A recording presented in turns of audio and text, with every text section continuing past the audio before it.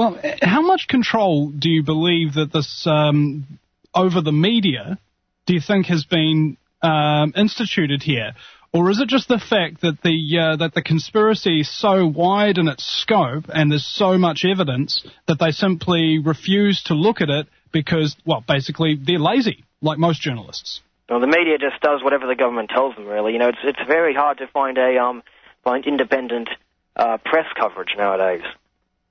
And in fact, it's funny you should mention that because, like, in Australia, there's this radio station, the ABC, the Australian Broadcasting Corporation. They actually, they were back when there was another mission to the moon, an unmanned mission, the Smart 1. I'm not sure if you heard of it, but when it was launched by the European Space Agency, they circled the moon, took some pictures, and at the end of the mission, they crashed into the near side of the moon, kicked up all this dust for the scientists to analyze, you know, with ground-based telescopes. You know, look at the explosion coming off the ground, and, you know, find out, okay, here's the chemical signatures, it's made of this and that, you know. And now the Australian Broadcasting Corporation, they were actually at the Mount Pleasant Observatory where they were detecting this stuff, and it was reported by the ABC that by punching this 10-meter hole in the moon's surface, the probe uncovered minerals different to the rocks gathered by the astronauts. You know, it turned out that the stuff that was actually up there on the moon was in fact different to the moon rocks that they supposedly brought back. And that was reported once, and then it was just swept under the rug. You know, never reported again by anyone. You know, thank God I was taping the program when it aired first. See, it's all a real big quagmire, don't you think? And in your experience, how much discrimination or demonization have you actually endured because you have gone along this research path? Because in my experience, whenever you say a truth that is unpopular, that is the first thing you'll notice when it is a truth, that the person saying it will be attacked rather than their information addressed. Bro, I could tell you stories. The one person on YouTube went as far as actually taking a picture of my face and photoshopping it onto a picture of a vagina, you know, posting it all over the internet. And he also took footage of me at a memorial service, you know, said that, you know, took pictures of me, like, you know, the footage of me, like, scattering a friend's ashes. He said they would do it. See you more later after the break. Indeed. You're listening to the Vinny Eastwood Show, and now it truly is the fastest 2 hours in talk radio with our fabulous guest, Jarrah White, talking about the Apollo moon landing conspiracy. And we'll be right back after the break at AmericanFreedomRadio.com.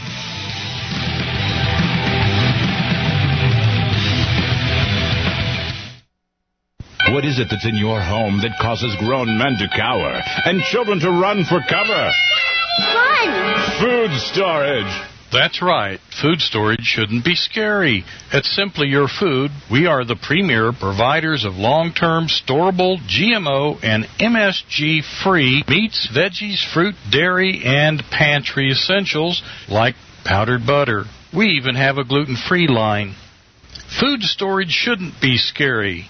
Let Simply Your Food help you with your food storage needs. Go to simplyyourfood.com or call 866-251-7511 and let us take the scary out of food storage. Go to simplyyourfood.com or call 866-251-7511 and let us take the scary out of food storage. Most Americans know the significance of July 4th, 1776. However, few know the importance of September 17th, 1787, the day the Constitution was written and adopted by our founders. Unfortunately, over 200 years later, this sacred document is under attack, along with our beloved republic. Throughout the span of history, brave men and women have rallied behind banners, which have served as symbols of liberty against the forces of tyranny. Today, we have the Constitution Pride flag to show our support for the Constitution, the Bill of Rights, freedom, liberty, and justice for we the people of the United States. Now available at www.1787flags.com. Get your very own Constitution Pride flag today and receive a free pocket Constitution with your order. www.1787flags.com, the official website of the Constitution Pride flag. That's www.1787flags.com. Following a radiological or nuclear event, radioactive iodine may be released into the air and then be breathed into the lungs. Radioactive iodine may also contaminate the local food supply and get into the body through food or through drink. When radioactive materials get into the body through breathing, eating or drinking, the thyroid gland quickly absorbs the chemical. Radioactive iodine absorbed by the thyroid can then injure the gland. But you can protect yourself with used potassium iodide, which acts to block radioactive iodine from being taken into the thyroid gland and can help protect this gland from injury. To take advantage of very special rates, click on the banner at AmericanFreedomRadio.com. And don't forget our convenient delivery service, Ideal Health New Zealand, leaders in alternative health. That's AmericanFreedomRadio.com and click on the Ideal Health New Zealand button. Proudly brought to you by the Vinny Eastwood Show.com. What would your life be like if you woke up each morning with new vitality, feeling better than you have in years, and you noticed a difference in your sleeping patterns, blood sugar levels, and had a sense of well-being overall? There's something that is changing thousands of people's lives, and you could be one of them. It's called Heart and Body Extract. Sharon Harris, co-creator of Heart and Body Extract, talks about the positive effects of Heart and Body Extract. What happens with the formula Heart and Body Extract is it's giving the body the necessary vitamins, minerals, amino acids, enzymes, and phytonutrients so the body will heal itself. And yes, the body does have the ability to balance blood pressure, balance cholesterol, clean and unclog the arteries. It can also work on balancing the circulation for diabetics. So the body is an amazing thing. It simply needs some help so it has the tools to heal itself. Heart and Body Extract gets results. To order your 2-month supply, call now, toll-free at 866-295-5305. Order online at hbextract.com. You're listening to the future of talk. American Freedom Radio. This is American Freedom Radio. Your life, as it has been, is over. Radio Free Humanity on AFR. Listen to The Paradigm Shift, Saturday night, 10 p.m. Central.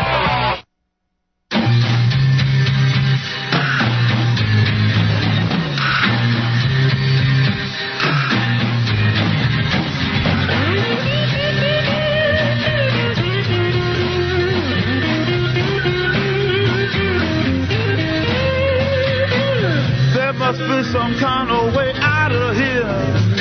Did the astronauts to the dumping plane as they were pushed into the ocean. Welcome back to the Vinny Eastwood Show, the most conspiratorial hours in New Zealand talk radio, broadcasting live from the fabulous island-chained nation in the slave South Pacific. Welcome back to my very special guest as well, Jarrah White from Australia. Welcome back, mate. Hello. Yeah. Okay. Now you were left us on a wee bit of a cliffhanger again about your about threats and demonizations that you've experienced in your campaign to try and get people the truth about what really happened with the moon landing. I'd like you to continue because I think that having a warning to anybody else who would ever choose to put themselves on the line and risk ridicule and whatnot is extremely important, because I know that if you're going to go into a fight of any kind, you need to know your enemy, you need to know how they operate so that you can take steps to defend yourself. Yeah. So as I was saying earlier, one of my opponents went as far as actually taking a picture of my face and pasted it onto a giant vagina, put it on YouTube and that sort of stuff. I reported to have the videos removed. Well, hold on, before we continue. Do you have a beard by chance so that it at least looked like it fit in? Sometimes I have a beard, sometimes I don't. I never drink about my work.